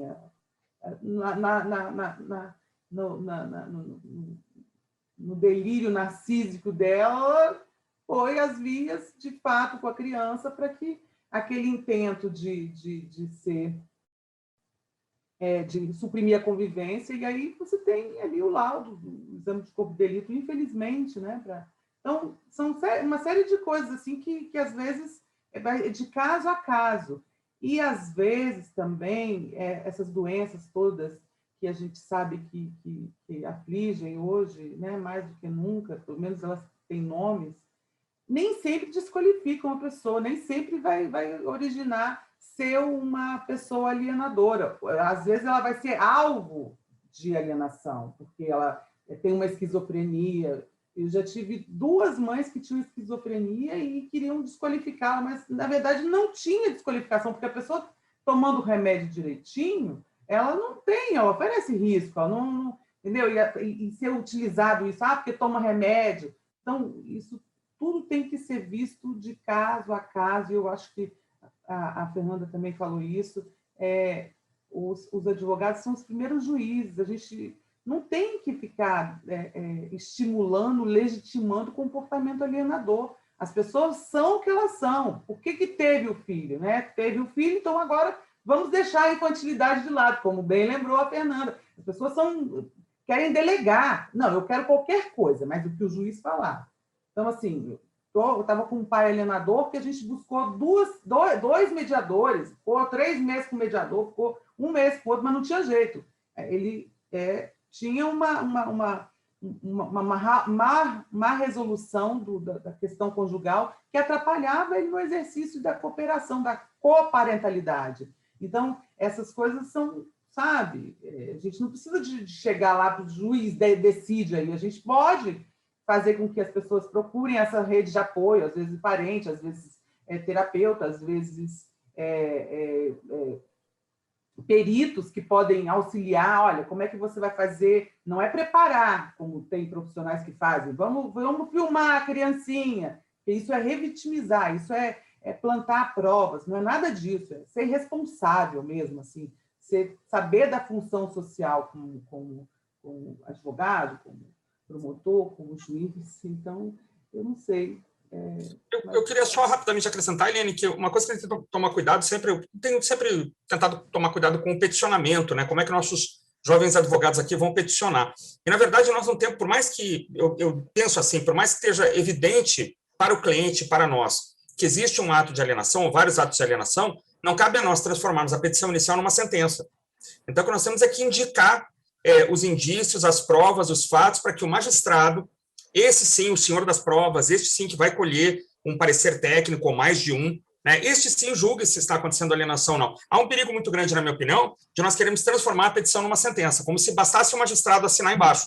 É uma prática muito comum no começo da advocacia, mas que nós temos que tomar cuidado. Por quê? Porque lá fora já falam isso há muito tempo, mas aqui está começando ainda. A identificação de que a falsa acusação de alienação parental é, na verdade, uma forma de alienação parental. Claro. O professor Turcato fala isso lá fora, eu ponho o nome aqui depois, Ara Turcato. Ele chama de, acho que é FAAPS ou FAPAS, False Allegations of Parental Alienation. E a pessoa às vezes acredita mesmo que está sofrendo uma perseguição em nível mundial, envolvendo a CIA, a Scotland Yard, a Gestapo e a KGB. E, na verdade, há uma fantasia de uma situação, ou um exagero de uma situação. Né? Nem tudo, algumas coisas são alienação parental, claro, nem tudo é alienação parental. E o professor Warshak, também norte-americano, autor do livro Poison Divorce, ele diz que muitas vezes a prática do ato não pega naquela criança ou jovem. Às vezes já tem um discernimento para entender que o pai exagera um pouco, que a mãe às vezes está um pouco nervosa, que aquilo faz parte já de um pensamento ambivalente do jovem adolescente. Meu pai falou que minha mãe é louca, mas sabe como é que é meu pai? Minha mãe falou que meu pai é um pecador, mas também minha mãe às vezes exagera um pouquinho. Claro que numa idade tenra, isso ainda não vai acontecer, mas numa idade um pouco mais avançada, ali na adolescência, a criança já tem condições. Eu achei um julgado em São Paulo, uma vez também escrevendo sobre isso, em que foi reconhecido o ato, houve advertência, mas não como foi reconhecido que as crianças não desenvolviam uma sensação de repúdio contra a vítima da alienação, né, contra a pessoa alienada, o tribunal não iria tomar nenhuma providência mais séria, mais grave, como inverter a guarda, ou coisa parecida. Então, cada caso é um caso, na verdade. Né? Nós temos que, como advogados, dar os fatos e deixa que o juiz diz o direito, na verdade, se for necessário. Se nós conseguirmos resolver antes, melhor. Mas se for impossível, e às vezes chega para nós já num nível de litigiosidade tão alto, que dizer ao cliente que nós não vamos peticionar no primeiro momento pode soar como uma ofensa, quase como um sacrilégio. Como que o senhor não vai peticionar? Eu venho lhe procurar, o senhor quer me levar para uma sessão, para um bate-papo? Às vezes a gente consegue, às vezes não. Às vezes o bate-papo vem depois, né? Ele sempre vem. Mas, enfim, só uma consideração aqui a mais, só um caminho. Então, Fernanda, por favor. A Fernanda lembrou que a lei ela traz um rol exemplificativo. Dentro desse rol, tem outras situações também que se configuram atos de alienação sem precisar de uma investigação maior. Você pode recolher testemunhos, né, de que esses atos estão sendo praticados. Isso tudo não é para proteger o pai ou a mãe, né? Porque os adultos eles querem ser os melhores, né? A mãe é melhor, o pai é melhor. É para verificar onde está tendo a intenção de prejudicar o vínculo, de desfazer o vínculo, de impedir a convivência, né? É muito interessante a intenção e até que ponto isso realmente se tornou alienação, porque às vezes são, como colocaram os professores todos aqui, muitas vezes isso faz parte do dia a dia. Já a professora Eliane começou essa fala, né? Dizendo, olha, se relacionar já é difícil, já era difícil durante a relação, no seu término, muito mais. Nunca, não podemos romantizar, né? Foi a primeira coisa uma das primeiras falas, isso me chamou muita atenção, porque é exatamente isso. Hoje a prova se dá de uma forma quase que momentânea, né? Quase que em tempo real, né? Por conta das fotos, vídeos, laudos que podem ser feitos também por meio, apesar de ser mais difícil para os psicólogos aferirem as realidades e as nuances pelo computador, tem se feito assim, por conta da pandemia. E é importante, às vezes, você consegue, investigando, ver se aqueles compromissos que foram criados pelo alienador, que a criança está sempre ocupada, tem uma festinha, tem natação, a escola vai até mais tarde, não pode porque está fazendo dever, você consegue, se você começar a ser muito reiterado, porque a alienação parental ela se dá de forma reiterada, né? Um caso isolado não vai ser levado a ferro e fogo, normalmente, porque esses dois profissionais que estão aqui são profissionais de ponta, eles também têm os seus honorários, então você paga o preço pessoal e econômico, né? Sai do seu bolso, e as pessoas muitas vezes, por isso que às vezes esses litígios se dão muito, né? Numa elite, né? Porque esses litígios que normalmente chegam, inclusive, aos tribunais superiores, eles têm essa característica normalmente, né? A defensoria ela é muito ágil e muito no Brasil, e ela é muito aguerrida, mas esses processos normalmente que acabam sendo conhecidos e julgados, eles têm essa característica, né? E eu vejo que tem uma série, eu vou fechar aqui, que eu acho que todos já estão muito felizes, né? Eu acho que a minha fala essa é a última para ouvir mais também. Tem uma série francesa chamada 10%. Ela é uma série interessantíssima, ela não trata de direito de família propriamente, é mais de um direito, até de direito autoral, digamos assim, artistas que estão agenciados pela equipe que trata dessa agência de atores, então aparecem muitos atores famosos, franceses, é bem legal. Mas tem uma situação de um pai que quer contato com seu filho, que lá para a terceira temporada, e que parece um pouco uma alienação parental. Ele liga e a mulher diz, olha, ele não quer falar com você. E o filho passa assim atrás, e o menino olha, mas esse pai vai até ele, ele mora na França, o pai mora na França e o filho na Inglaterra, um casal que se separou. Ali, por exemplo, parece, mas pode ser que não seja, entendeu? É aquela coisa que fica no limbo. E aí o casal, às vezes, acaba gerando... Eu tenho um invasor aqui. Acabou minha fala, porque acabou, pessoal, olha aqui. Tivemos aqui a professora Fernanda, senhoras e senhores. Melhor interesse da criança. Exatamente. Absoluta prioridade. Prioridade máxima. Proteção integral. Fernanda, só queria completar uma coisa. Não, eu sou defensora da lei de alienação parental, sou contra a revogação. Já compartilhei lá o link do Christian no Facebook.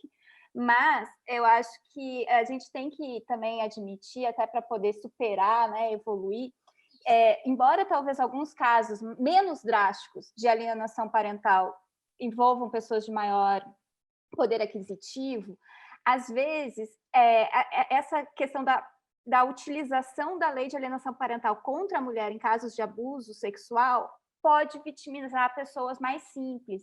Então, eu conheço alguns casos em que a mãe denunciou o pai por abuso realmente sexual, questões muito tristes, né? E aí o pai acaba ameaçando a mãe, dizendo, eu vou te denunciar por alienação parental, tirar a guarda das crianças de você, e isso acaba, às vezes, gerando um medo na própria mãe de denunciar um abuso real, né? Porque, imagina, ela não só fica com medo de perder a guarda e de ainda ter o seu filho entregue, a sua filha entregue para alguém que não está cuidando bem do seu filho, né? Então, e por outro lado, a gente também viu, e eu acho que vocês colocaram muito bem, que a questão da própria guarda compartilhada, em alguns casos, fez gerar algumas falsas denúncias de abuso sexual para tentar, né, não compartilhar a guarda ou tirar a guarda, mas especialmente tentar não compartilhar a guarda e obter a guarda unilateral. E aí acaba esse jogo, né, de, olha, eu estou fazendo uma falsa denúncia de crime sexual para tentar ter a guarda unilateral, aí eu alego que essa mulher está praticando alienação parental, e aí, de repente, qualquer uma que alega isso é uma alienadora, e nós ficamos um pouco... e a criança, né, que é o foco de toda a nossa proteção, fica perdida nisso tudo. E aí eu acho que é por isso também que eu até coloquei aqui no bate-papo que a Associação de Defesa de Direitos das Mulheres entrou com um pedido no Supremo de declaração de inconstitucionalidade da Lei de Alienação Parental. Então, Foi a fúria. delicado, não, né? mas esses motivos que você bem lembrou, Ana, eles também dizem respeito à paz, entendeu? Alienadores. Sim, todos os lados, né, professora Eliane? Porque, na verdade, eu acho que é muito difícil. Eu me coloco no lugar dessas mães e desses pais, porque, embora eu saiba que nós temos que separar a conjugalidade da parentalidade, eu não sei se eu conseguiria tão facilmente sem a ajuda de profissionais muito qualificados. Espero nunca precisar. Mas... conseguiria sim, porque só de você já reconhecer que nós somos seres humanos e temos dificuldade, você saberia ir buscar essa ajuda. Eu queria sugerir um texto que tem na internet que chama Direito de Família e Psicanálise, uma abordagem da alienação parental a partir das fórmulas quânticas da sexuação, que é uma teoria do Lacan, a propósito do que a Fernanda disse. Será que é alienação? Será que não é? Porque os filhos, eles, para se individualizarem, eles passam por processos também de repúdio de pai e mãe, né? Assim, de repúdio de uma certa forma razoável. Então, isso também pode desencadear a autoalienação, a dizer, está fazendo porque é ela, porque é o chamado o Édipo, né? A fase do Édipo. Então, ele é do Eduardo Ponte Brandão. É muito interessante isso. Então, é muito complexo o tema, de fato, mas a gente tem que nós ficarmos atentos sempre. Assim, eu faço até um apelo aqui às necessidades das crianças, sabe? Que elas não têm voz como os adultos têm, como os adultos podem contratar os melhores peritos, os melhores advogados. Elas não têm voz. Nesses espaços, são os pais que são as vozes, né? As que vão ser ouvidas, que vão ser recepcionadas. Então, a gente tem que tomar muito cuidado para não legitimar, às vezes, atos alienadores ou às vezes, nem não que seja autoalienação. Muito obrigada. Fernanda? Ana, professora, eu concordo plenamente. Eu dei um exemplo dessa questão que chega aos tribunais, porque, de fato, é algo que eu percebo, mas também não desconheço de forma alguma essa realidade, principalmente da primeira instância, e o Brasil ele padece, né, a violência doméstica. Ela piorou com a pandemia, os dados falam por si sós. As mulheres, elas... E é interessante que a Eliane coloca muito bem também os dois lados, né? Porque a violência doméstica, os homens também podem sofrer, né? Então, apesar da lei não dizer, mas faticamente é possível, né? Eu quero ler essa inicial dessa DI, eu não a conhecia, para ser sincera, para ser honesta, e eu penso que esse tema ele merece todo o aprofundamento. Eu anotei todas essas indicações dos filmes do filme. Nossa, muito culto, né? O Christian aqui, ele colocou citações em inglês Realmente. Então, estrangeira, ele é muito culto, é muito bacana. O poder aquisitivo não deve ser nunca o norte, inclusive para todo tipo de questão de família, digamos, nem para reversão de guarda, de forma alguma. Às vezes isso é muito usado, né? Um parente que tem mais aquisição, o pai é melhor abastado. Isso é criminoso. A gente não, lá no tribunal, graças a Deus, isso está sempre sendo muito bem, né, avaliado pelos magistrados, então é uma questão, eu entendi bem a preocupação, e é uma preocupação bem legítima, bem de quem realmente conhece a fundo o tema, porque é um argumento de reforço, né? Mas essa família, isso acontece muito em adoção, né? Vamos destituir a família natural, porque são pessoas menos abastadas economicamente, e às vezes tem um parente, tem uma família extensa que pode ficar com aquela criança, e aí, não, mas os adotantes podem dar o melhor. Não é bem por aí, de maneira alguma. Isso é tratar de forma, como se fosse um mercado, né, uma mercancia dessa área super sensível do direito, que nos é cara. Estamos aqui, e eu realmente, esse encontro foi extremamente, para mim, proveitoso.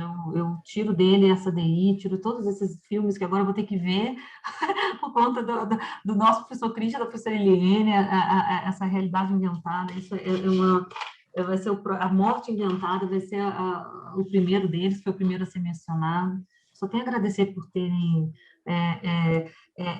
estado conosco aqui, e o convite que a Eliane nos atendeu prontamente, né, uma advogada, e eu não sabia, vou deixar claro, que eu não sabia que eles eram tão amigos, que já tinham participado de tantas audiências.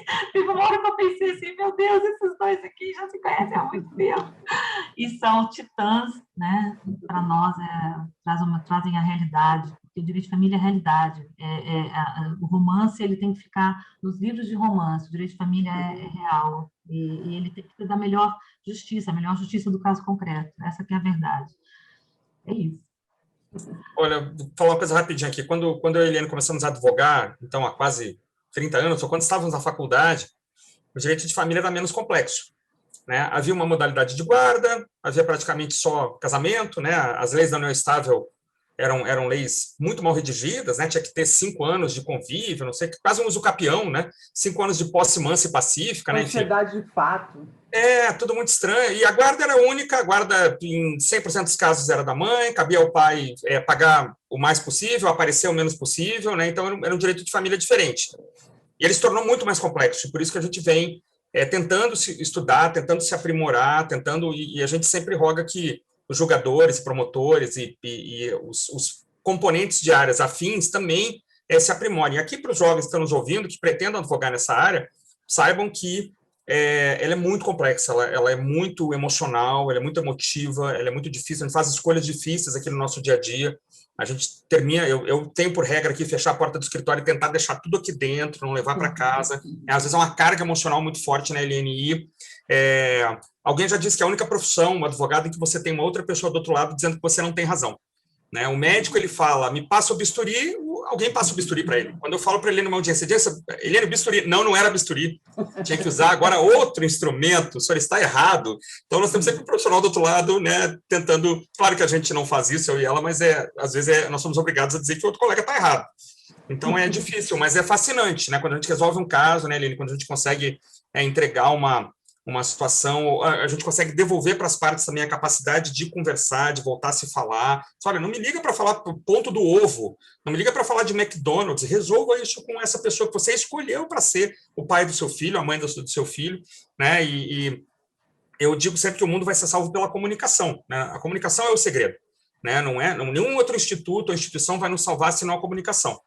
E nós temos tentado nos preparar, né, Eliane, cada vez mais para sermos esses, digamos, facilitadores, ou essas pessoas que dão de volta às pessoas essa vontade, esse ânimo de se comporem, de conversarem, de tentar sempre o melhor para esses seres tão vulneráveis, né, que são as crianças e os adolescentes, e que são, na verdade, o nosso futuro. A gente trata mal a infância agora, nós vamos sentir as consequências quando nós aqui não pudermos mais reagir. Quando nós nos tornarmos vulneráveis, eles vão tomar conta de nós, ou não. Então, é uma escolha que a gente tem que fazer, né? Só isso. Enfim, professora Ana Carvalhal, eu posso fazer um encerramento? Quer falar alguma coisa, por favor? Eu sempre fico com medo de encerrar. Por que, Cristian? Eu fico com um certo receio. Timidez. Não, imagina, a gente já está aqui quase completando 2 horas, né? Enfim, foi uma honra para nós podermos receber a professora Eliane Bastos, né, na sua agenda tão conturbada, saber desse histórico de amizade, desse histórico do IBDFAN que eu realmente não sabia, né? Foi uma grande oportunidade ter a professora Fernanda Matias falando com a gente, né? E mentalizando todo esse encontro de hoje, e o professor Christian sempre brilhante, sempre nos alegrando e sempre dando tanta suavidade a problemas tão difíceis como o direito de família. Então, Christian, como não existe ninguém melhor que você para encerrar, você encerra. Muito bem, gente. Olha, muito obrigado, Eliane, querida, mais uma vez. né? Saudades, né? Porque a gente só tem se encontrado virtualmente, mas eu acho que a vacina está chegando, estou com 49, acho que eu sou o próximo, não sei, né? Quem sabe. Fernanda, muito obrigado. Obrigado a vocês duas por essa participação. Ana, sempre uma alegria estar com você, que esse grupo dure 20 anos aqui, como é o tempo da minha amizade com a Eliane, que esse grupo vá longe. Os queridos alunos que aqui estiveram, aos que participaram, fizeram questionamentos aqui, tentamos passar todos, né? E acho que mês que vem, né, Ana, a nossa próxima reunião ainda tem mais uma no mês que vem. Como é que ficou? Sim, nós vamos ter a honra, Christian, de contar com a participação do professor Rolf Madaleno. Rolf Madaleno, olha uma só. grande idealização da professora Fernanda Matias, com Maravilha. a grande cooperação do professor Christian. E o professor Rolf Madaleno vai falar com a gente, acho que é 6 de julho, para fazer o encerramento do nosso grupo de semestre. Todos convidados, inclusive a Eliane. Se quiser participar, fique à vontade. Gente, então boa noite a todos. Até o próximo encontro, dia 6 de julho. Tá? Obrigado mais uma vez a todos. Uma boa noite aí. Até mais. Tchau, tchau. Tchau.